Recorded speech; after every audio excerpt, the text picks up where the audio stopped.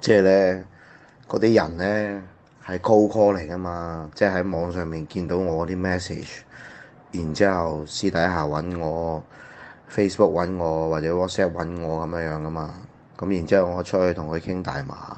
但係大家係未見過面嘅咁樣，咁大家出去猜下猜下猜下先，慢慢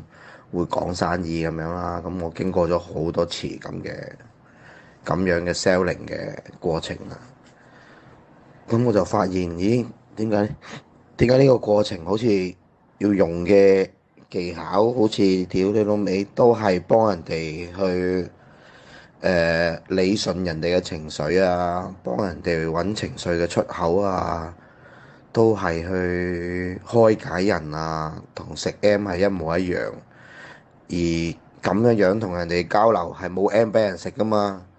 而我自己個身體就好似我自己就好似一粒 M 咁樣樣，我肯同佢傾偈，我就好似發揮緊 M 嘅作用。